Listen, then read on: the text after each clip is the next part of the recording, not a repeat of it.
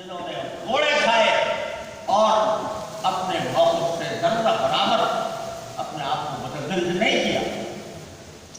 تو اس حکومت کے زمانے جب حکومت کی سرپرستی میں معتزلہ کو فروغ دیا جا رہا تھا، اس وقت بھی اللہ کے یہ بندے الحمدللہ وہ قائم رہے، ثابت قدم رہے، ساری مصیبتیں برداشت کی، اذیتیں جھیلی، مگر حق سے ضرورت برابر کی ضرورت نہیں ہوئی. لیکن میں بتا رہا ہوں کہ اس وقت معتزلہ کا یہ عالم تھا کہ جگہ جگہ ظلم و ستم کے پہاڑ پڑے جا رہے تھے، اور اقلیت پسند لوگ یہ کہا کرتے تھے کہ یہ پرانے مولوی ملا یہ توحید کی حقیقت کو نہیں سمجھتے، ہم اہل توحید ہیں، اپنے آپ کو اہل توحید کہا کرتے ہیں. اور جو نصوص قرآن کریم کی نصوص، حدیث کی نصوص، ان میں تعبیریں کیا کرتے تھے اپنے مذہب کے مطابق، اپنے عقیدے کے مطابق، اور کہتے تھے کہ یہ پرسمانہ لوگ ہیں، یہ فرسودہ لوگ ہیں، یہ عقل سے دور ہیں، اور ہم عقل کے بنیاد پر جو عقیدہ پیش کر رہے ہیں وہ عقیدہ در حقیقت درست ہے، اور اسی کی طرف ہم دعوت دیں گے، اسی کو توحید کا اعلیٰ قرار دیں گے. امام بخاری نے ان کی تردید میں یہ کتاب التوحید قائم فرمائی. لیکن میں یہ عرض کر جاتا ہوں کہ کہاں گئے وہ معتزلہ، کہاں گئے وہ جہمیہ، کہاں گئے وہ کررامیہ، کہاں گئے وہ جبریہ، جن کی تردید امام بخاری رحمۃ اللہ علیہ نے فرمائی. آج ہوا ہو گئے، ان کا نام نشان مٹ گیا، اور ان کا ذکر صرف تاریخ کی کتابوں میں ملتا ہے، ان کا کوئی وجود باقی نہیں رہا. اور یہی دلیل ہے اس بات کی کہ جو باطل نظریات ہیں وہ کسی وقت اپنا بڑا زور دکھاتے ہیں، وہ ان کا سکہ چلتا ہوا معلوم ہوتا ہے، اور ایسا لگتا ہے کہ ان کی دلیلوں نے اور ان کے نظریات نے لوگوں کو مرعوب کر دیا ہے.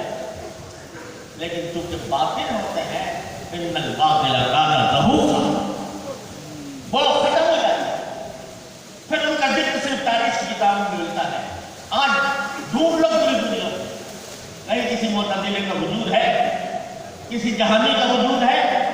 نہیں ہے، اس لیے کہ باطل تھا اور باطل فنا ہو کر رہ گیا. آج بھی ہمارے زمانے میں اقلیت کی بنیاد پر، جدیدیت کی بنیاد پر، تجدد کی بنیاد پر طرح طرح کے نعرے اٹھ رہے ہیں. کوئی انکار حدیث کی طرف چلا جاتا ہے، کوئی اللہ بچائے قرآن اور حدیث کے اندر تحریف کی احکام مرتکب ہو رہا ہے. کوئی یہ کہتا ہے کہ بھائی آج تو سائنس کا زمانہ ہے، لہذا دین کو سائنس کے نقطۂ نظر سے سمجھو اور سائنس کو بالاتری عطا کرو، یہ کہا جا رہا ہے.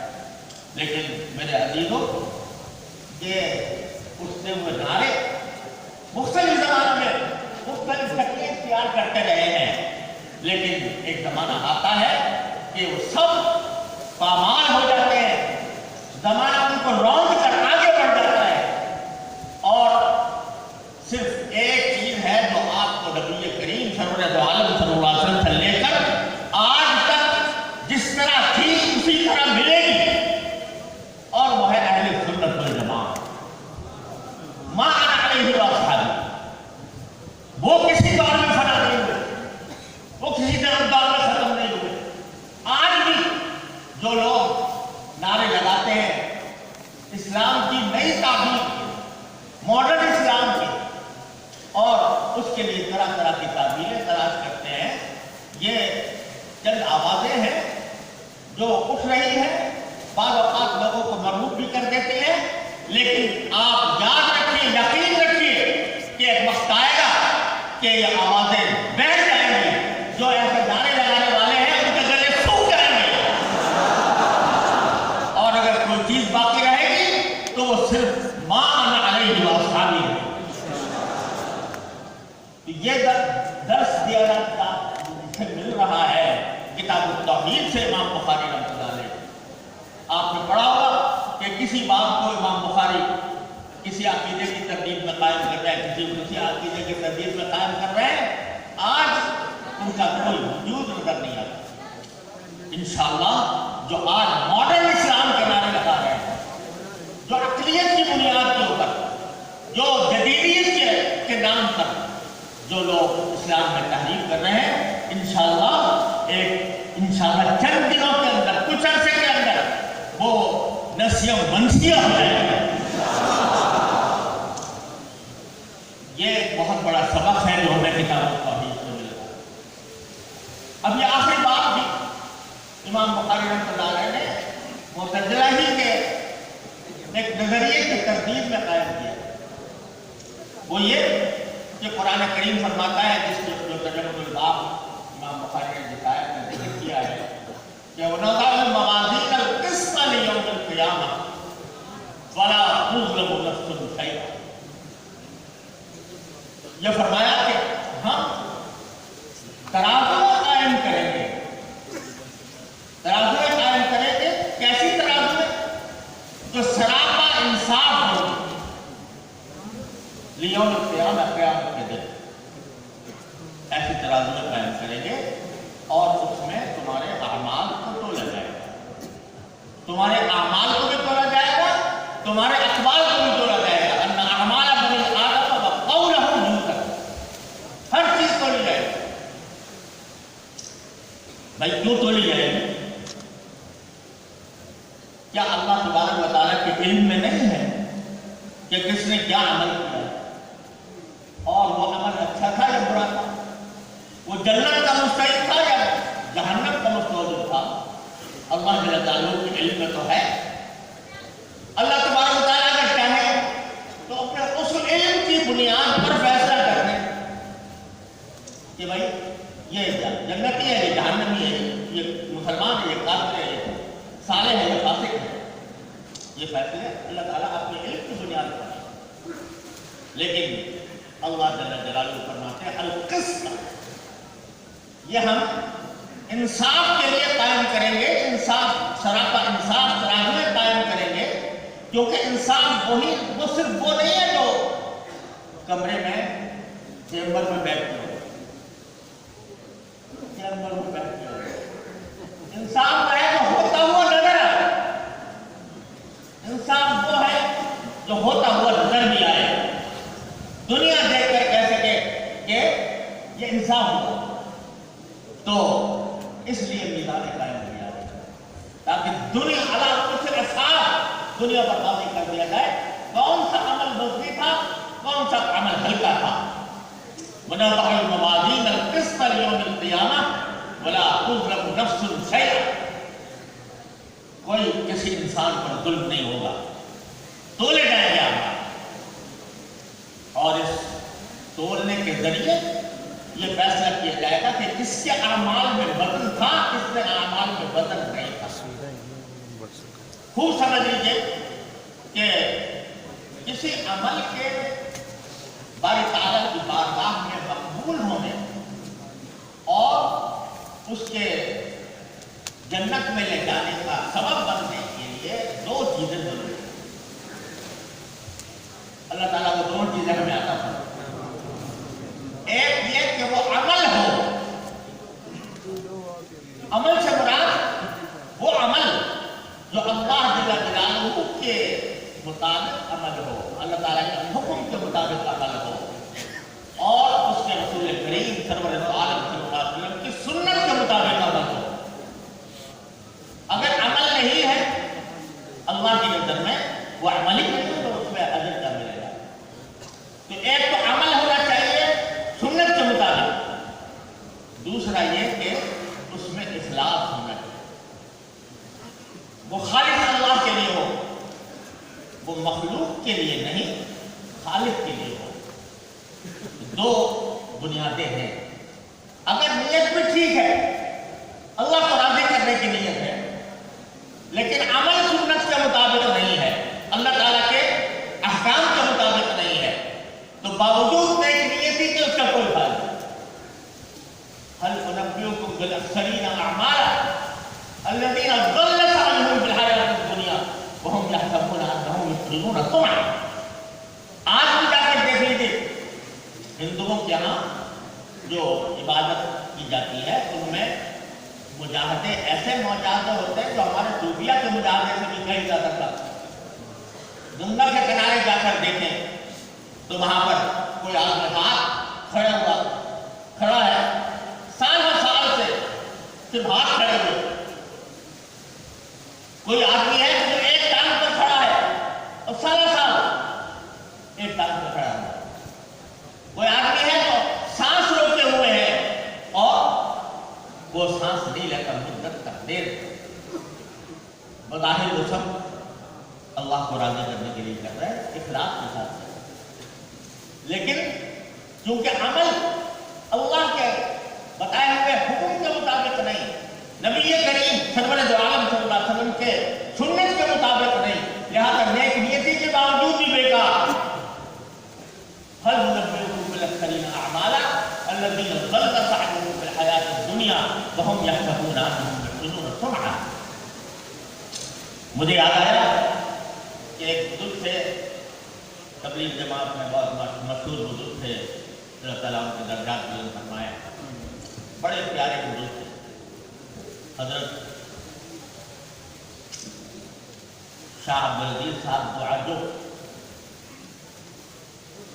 بڑے بزرگ تھے. حضرت والد صاحب رحمۃ اللہ علیہ کی خدمت میں تشریف لایا کرتے تھے اور ہر مرتبہ کوئی نہ کوئی بڑی عجیب بات فرمایا کرتے تھے. تو ایک دن انہوں نے میرے والد ماجد رحمۃ اللہ علیہ سے فرمایا کہ حضرت میں نے آپ کو خواب میں دیکھا اور عجیب طرح دیکھا.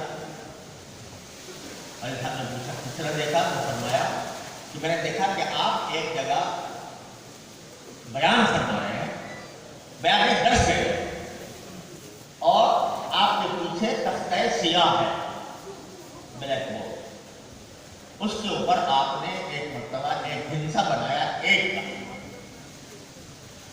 تو لوگوں سے پوچھا، طلبہ سے پوچھا کہ یہ کیا ہے؟ طلبہ نے کہا ایک ہے. کہا کہ اچھا. آگے اس کے دائیں طرف ایک نقطہ لگا دیا. پوچھا اب کیا ہوا؟ 10 ہو گیا. پھر ایک اور نقطہ لگایا. اب کیا ہوا؟ 100 ہو گیا. اور لگایا. کیا ہوا؟ 1000 ہو گیا. پھر کہا ان سارے نقطوں کو مٹا دیا اور وہی نقطہ بائیں طرف لگایا. بائیں طرف لگا کے پوچھا کہ یہ کیا ہے؟ آشاریہ ایک ہے. اور پھر لگایا. اب کیا ہے؟ آشاریہ 0.1 ہے. اور لگایا. اب کیا ہے؟ کہ آشاریہ 0.1 ہے. تو فرمایا کہ دیکھو یہ دائیں طرف جو نقطے لگ رہے ہیں یہ سب سنت ہے اور یہ بائیں طرف جو نقطہ لگ رہا ہے یہ بدعت ہے. دائیں طرف نقطہ لگاؤ تو عدد بڑھتا جا رہا ہے، 10 گنا ہوتا چلا جا رہا ہے، اور بائیں طرف لگاؤ تو وہی نقطے گھٹا رہے ہیں عدد کو. آشاریہ 1 کا معنی 10واں حصہ 1 اور آشاریہ 0.1 کا مطلب 100واں حصہ 1 کا. تو یہ ساری سنت ہے دائیں طرف اور بائیں طرف ساری بدعت. تو عمل وہ ہے جو نبی کریم سرور عالم محمد مصطفیٰ صلی اللہ علیہ وسلم کی سنت کے مطابق ہو. نیک نیتی سے بھی اگر کوئی آدمی غلط راستہ اختیار کر لے تو نیک نیتی اس کو فائدہ نہیں پہنچا، اس لیے کہ عمل کرے. اب جتنی بدعات کو ہم بدعت کرتے ہیں وہ کیا ہے؟ بظاہر دیکھنے میں اچھا کام ہے، دیکھنے میں قرآن شریف پڑھی جا رہی ہے، قرآن خوانی ہو رہی ہے تیسرے دن، اور اس میں لوگوں کو کھانا کھلایا جا رہا ہے، دیکھنے میں تو اچھا کام ہے. اور چیز کو کہتے ہیں لوگ کبھی کیا حرج ہے؟ قرآن پڑھا جا رہا ہے کیا حرج ہے؟ لوگوں کو کھانا کھلایا جا رہا ہے کیا حرج ہے؟ حرج یہ ہے کہ نبی کریم سرور عالم صلی اللہ علیہ وسلم کی سنت کے مطابق نہیں. تو وہ بائیں طرف نقطے لگ رہے ہیں، اس وجہ سے وہ عمل معتبر نہیں. اللہ تعالیٰ کیا اس کی کوئی قیمت نہیں. اس کی مثال میں دیا کرتا ہوں کہ جیسے کوئی شخص اگر مغرب کی 3 رکعتیں ہوتی ہیں. کوئی آدمی اپنی سوچ سے سوچے یہ جو 3 کا جو عدد ہے یہ تو کچھ اور عدد ہے، یہ پورا نہیں ہے، تو لاؤ اس کو پورا کر لوں، 3 کے بجائے کیا پڑھ لوں؟ 4 پڑھ لوں. تو 4 پڑھے گا تو وہ چوتھی کا تو ثواب کیا ملتا ہے، وہ 3 کو ملے ڈوبی. اس لیے کہ وہ اللہ تعالیٰ کی طرف سے نہیں ہے، وہ اپنی من گھڑت کی چیز انسان نے پیدا کی ہے، اس واسطے اس کی کوئی قیمت نہیں. اور یہی بات اللہ کے صحابہ کرام رضی اللہ تعالیٰ عنہ کے عمل ان کے عمل کے مطابق ہے. وَإِنْ آمَنُوا بِمِثْلِ مَا آمَنْتُمْ بِهِ فَقَدِ اهْتَدَوْا. ان جیسا ایمان چاہیے، ان جیسا عمل چاہیے. اور صحابہ کرام سے ہٹ کر کوئی آدمی اپنی طرف سے کوئی چیز گھڑ لے تو وہ اللہ تبارک و تعالیٰ کے ہم معتبر نہیں، وہ عمل ہی نہیں کرے. ہندی زبان میں ہی بعض اوقات بڑے حکیمانہ باتیں ہوتی ہیں. وہ یہ ہندی زبان میں ایک دوہا ہے، دوہا ہوتے ہیں 2 مصروں کا ایک شعر جیسا بناتے ہیں، دوہا ہے. وہ کیا ہے کہ ایک دلہن کو سنوارا جا رہا تھا، سنگار کتار کیا جا رہا تھا. تو اس کی جو سہیلیاں سنگار کر رہی تھیں ان میں سے ایک آتی ہے کہتی تو تو بڑی خوبصورت لگ رہی ہے، تیرا جو کانٹا ہے بڑا چمک رہا ہے، تیرے یہ جو آنکھوں پر جو ہم نے سرما لگایا ہے بڑا خوبصورت ہے. کوئی کہتی ہے کہ تیرے بال بڑے زبردست ہیں، ان کو بہت بہترین طریقے سے ہم نے سجا دیا ہے. تو وہ دلہن کسی کہتی اچھی بات ہے، کوئی خاص اس کے اوپر اپنے خوشی کا تعصب ظاہر نہیں کرتا. تو ایک سہیلی نے کہا کہ بیوی تیری اتنی سہیلیاں تیری تعریف کر رہی ہیں، تیرے حسن کی تعریف کرتی ہے، تیرے سنگار کی تعریف کرتی ہے، تو کیسے مسیح ہو؟ تو اس کے اوپر کوئی خوشی کا اظہار نہیں کرتے. تو کہتے ہیں بیوی یہ جو تعریفیں کر رہی ہیں یہ تو چلی جائیں گی گھر.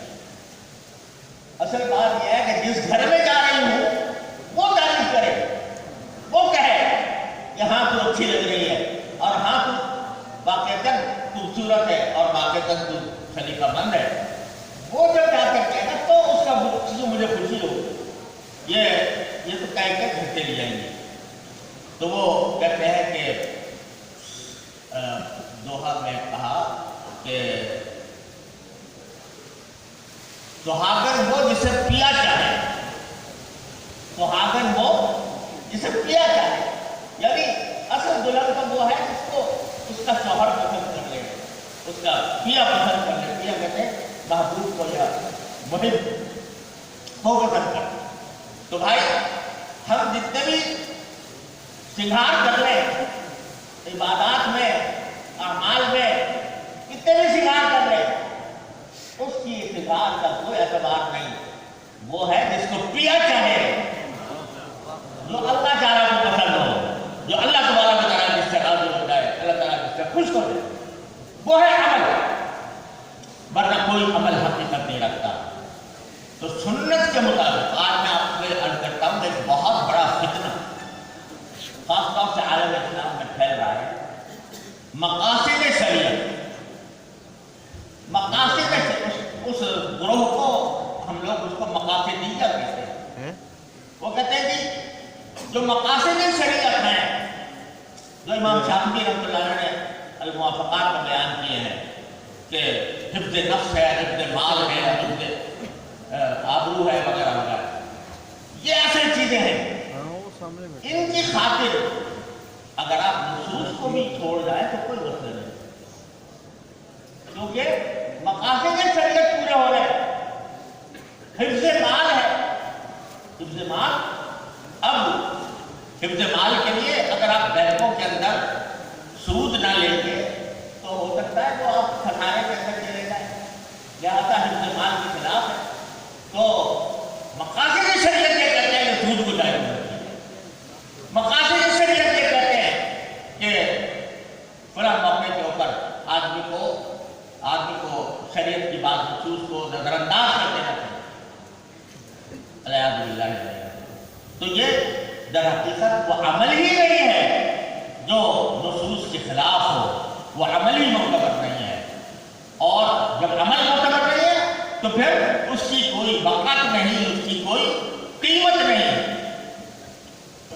वक़दिमना इला मा अमिलू मिन अमलिन फजअलनाहु हबाअन मंसूरा, ये सूरत होगी।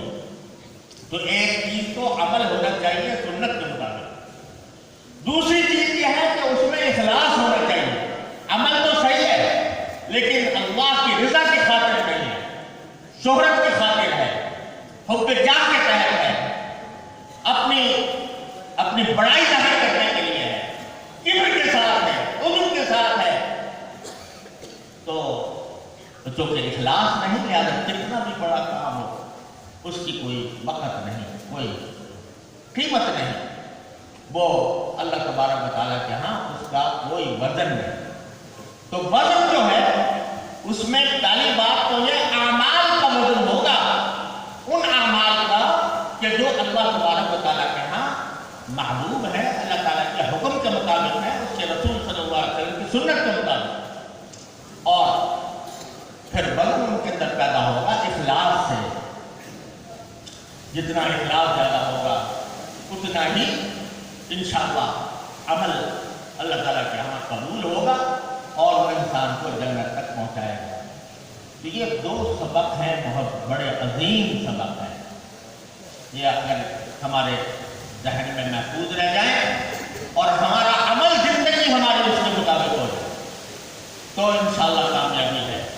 और इसी को इमाम बुखारी रहमतुल्लाह अलैह यहाँ आखिरी बाब के अंदर जिक्र फरमा रहे हैं कि सब कुछ तो मैंने बता दिया, तुम्हें सब कुछ बता दिया।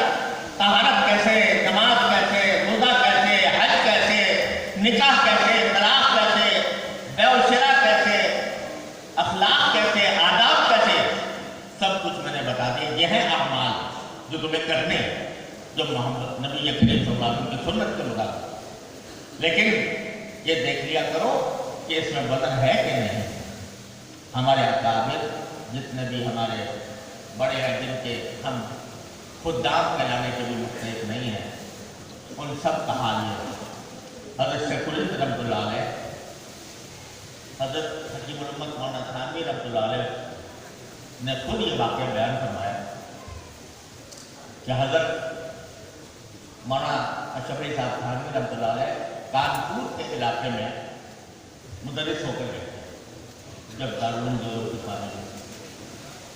तो वहाँ कानपुर पर माकूलात का बड़ा मौजूद था, फलसफे का, मंतिक का, कलाम का। तो और लोग जो कुरान सुन्नत के जो उलूम थे उनको उनकी कोई खास वक़्त नहीं थी। अब माकूलात में जो आदमी ज़्यादा माहिर हो उसको बड़ा आलिम समझा जाता था। तो अगर थाने बुलाने का ख्याल आया कि जहाँ पर लोग माकूलात के बड़े शौकीन हैं तो हमने अपने किसी बड़े उस्ताद को बुलाऊँ कि वो आकर यहाँ पर खिताब सुनाएं। तो ये माकूलात के लोग भी समझे कि हमारे अकाबिर माकूलात में भी क्या मकाम है। तो वहाँ कुछ ऐसे लोगों को उन्होंने दावत दी जलसे के अंदर और हज़रत शेखुल ने दावत दी कि आप खिताब सुनाएं। हज़रत शेखुल ने खिताब फरमा रहे थे और खिताब के दौरान कुछ कोई अकली और माकूलात के मसाइल आ गए, फलसफे के कलाम के। तो खुश हो रहे थे कि अल्हम्दुलिल्लाह, लेकिन वो आए नहीं थे वो लोग उस वक्त तक जिनको सुनाना था। जब हज़रत का बयान अपने जोरों पर था तो वो हज़रात उस वक्त जलसे में आकर बैठे। जलसे में आकर बैठे तो हज़रत बड़े खुश हुए कि अल्हम्दुलिल्लाह, जो मेरा मकसद था कि ये समझे कि भाई उलमाए देवबंद को भी माकूलात में कितनी बड़ी महारत आती है। उसी वक्त हज़रत ने आपको कहा अल्हम्दुलिल्लाह रब्बिल आलमीन कहकर बात नहीं है। उस वक्त के बयान शबाब पर है, बंद कर दिया। हज़रत खान ने बुला गए, बड़े हैरान भी हुए और किसी ने हज़रत शेखुल से पूछा भी कि हज़रत अब اب تو وقت آیا تھا بیان کرنے کا، آپ نے اس کو بند کر دیا۔ حضرت نے فرمایا یہی خیال میرے دل میں بھی آ گیا، یہی خیال میرے دل میں بھی آ گیا تھا۔ جب یہ معقولات کے لوگ آئے ہیں تو ان کے سامنے اپنی معقولات کی مہارت ان کو ظاہر کی جائے۔ اب جو میں بیان کرتا وہ اللہ کے لیے نہ ہوتا، وہ ان لوگوں کو دکھانے کے لیے ہوتا، ریاکاری کے لیے ہوتا، اس لیے اب اس بیان کا کوئی حاصل نہیں تھا۔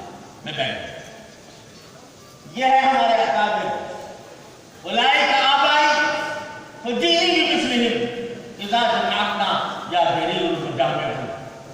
یہ صرف لفظ و نقوش کے عالم نہیں تھے، یہ روحانیت کے پیکر تھے۔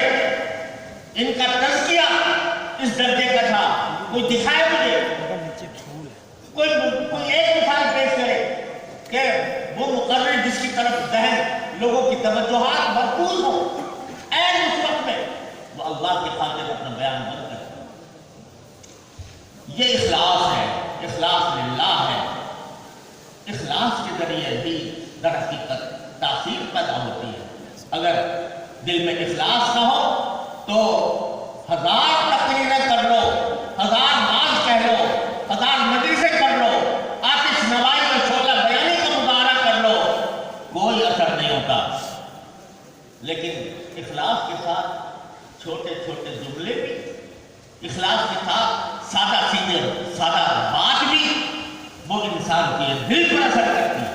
ان کے دل خیزت بر دل خیزت۔ تو اللہ تبارک و تعالیٰ، میں سمجھتا ہوں کہ امام بخاری رحمۃ اللہ علیہ جو ہے ان کو شاید یہ اندازہ ہو گیا ہو، پتہ نہیں الہام ہو گیا ہو، یا اللہ تعالیٰ نے خدا صاحب ایسی صورت پیدا فرما دی کہ اس کتاب کو پڑھ کر آدمی مولوی بنتا ہے، اس کتاب کو پڑھ کر عالم کہا جاتا ہے۔ صحیح بخاری اگر نہیں پڑھی، صحیح بخاری اگر نہیں پڑھی، کوئی مولوی کہے گا، کوئی عالم کہے گا؟ تو اللہ نے اس کتاب کو ایک منزلت عطا فرمائی ہے، اتنی بڑی منزلت عطا فرمائی ہے کہ اس کے پڑھے بغیر کوئی مولوی بن ہی نہیں سکتا۔ تو جب مولوی بننا ہے اس کتاب کی خاطر، تو جب جا رہا ہے تو جاتے جاتے اس کو سبق دے کے جاتے ہیں کہ تمہارے اعمال بھی بولے جائیں گے، تمہارے اقوال بھی بولے جائیں گے، ان میں دیکھو کہ تمہارے اعمال میں کتنا وزن ہے، کتنا اخلاص ہے، تمہارے اقوال میں کتنا وزن ہے، کتنا اخلاص ہے، اس بات کی فکر کرو۔ اور پھر ساتھ ساتھ امام بخاری نے معتزلہ کی تردید کر دی کہ وہ کہتے تھے کہ اعمال تو اعراض ہوتے ہیں، ان کو کیسے کھولا جائے گا؟ تو قرآن کی آیت پیش کر دی اور پھر حدیث اس کے مطابق پیش کر دی کہ کلمتان حبیبتان الی الرحمن خفیفتان علی اللسان ثقیلتان فی المیزان۔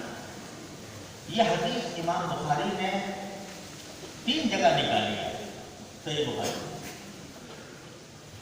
کچھ الفاظ کے اختلاف کے ساتھ اور کچھ سند کے اختلاف کے ساتھ، لیکن یہاں پر لائے ہیں پہلے سند کے اعتبار سے تو وہ حدیث لائے ہیں جو انہوں نے احمد ابن اشکاب سے سنی۔ احمد ابن اشکاب کے بارے میں حافظ ابن حجر رحمۃ اللہ علیہ فرماتے ہیں کہ ان کی روایت کو سب سے آخر میں لانے کی وجہ یہ ہے کہ مصر میں سب سے آخر میں امام بخاری نے احمد ابن اشکاب سے پڑھا تھا، تو آخر میں بھی وہی حدیث لے کر وہی سند لے کے آئے تھے احمد ابن اشکاب والی۔ دوسرا یہ کہ دوسری جگہ جہاں پر اس روایت کو نقل کیا ہے تو وہاں پر ہے سبحان اللہ العظیم و سبحان اللہ بحمدہ، وہاں ترتیب دوسری ہے۔ تو یہاں پر وہ حدیث لے کر آئے جس میں سبحان اللہ بحمدہ پہلے ہے اور سبحان اللہ العظیم بعد میں ہے، تاکہ اللہ جل جلالہ کے نامی کے اوپر کتاب ختم ہو۔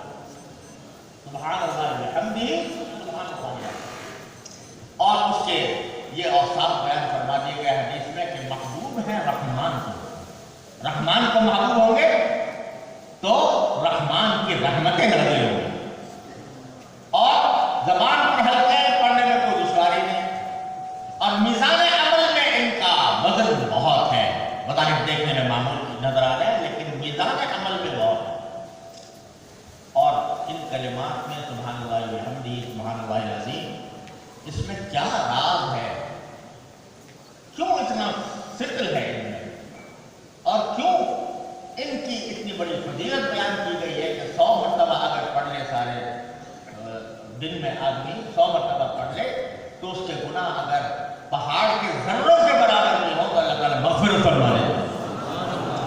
کیوں ہے یہ؟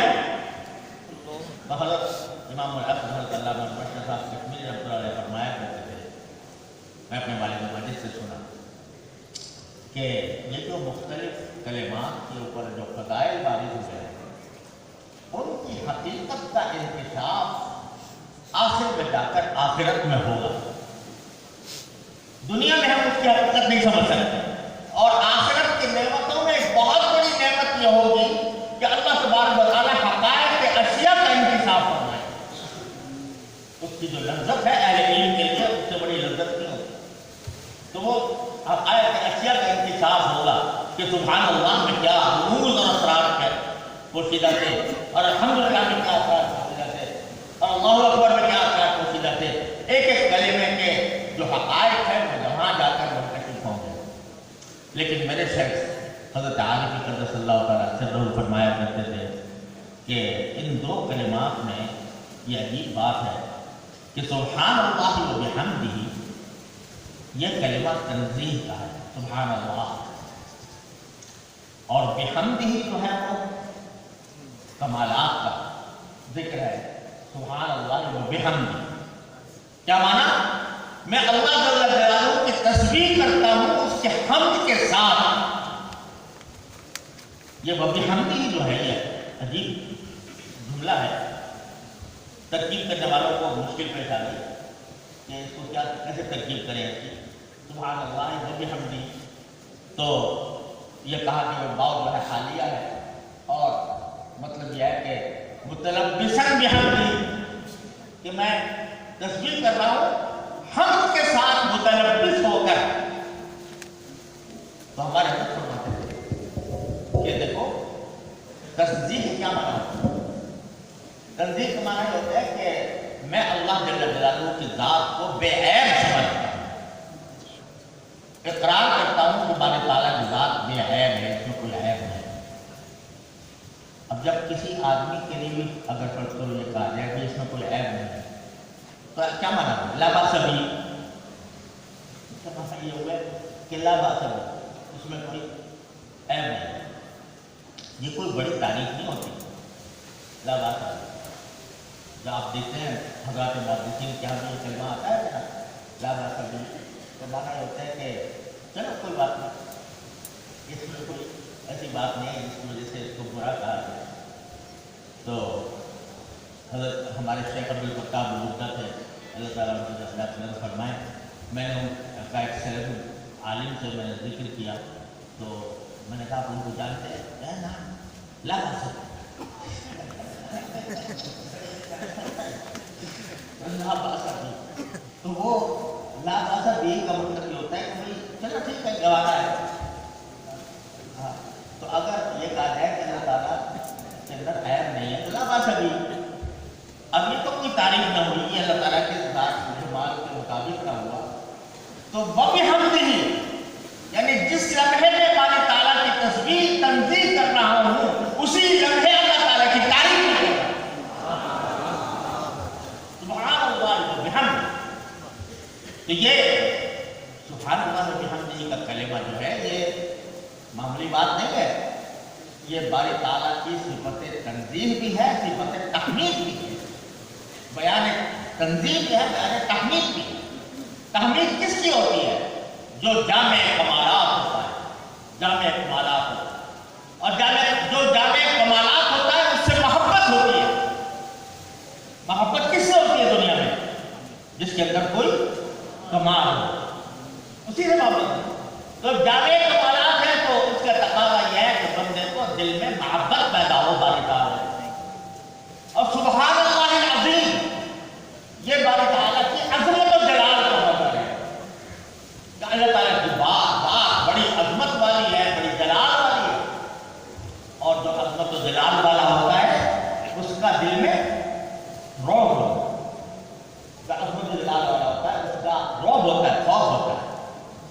تو سبحان اللہ کی حدیث سے پیدا ہوتی ہے باری تعالیٰ کی محبت، اور سبحان اللہ عظیم سے پیدا ہوتی ہے باری تعالیٰ کی کا خوف اور رعب، اور جب محبت اور خوف مل جاتے ہیں اسی کا نام خشیت ہے۔ خشیت کسے کہتے ہیں؟ کہ کسی کے عظمت و جلال کی وجہ سے، کسی کے جمال کی وجہ سے، کسی کے کمال کی وجہ سے آدمی کے دل میں یہ روح ہوتا ہے یار میں کوئی اس کی مرضی کے خلاف کام نہ کروں، کہ اس نے مجھے پیدا کیا، اس نے میرے خود پر انعامات تھے، اس نے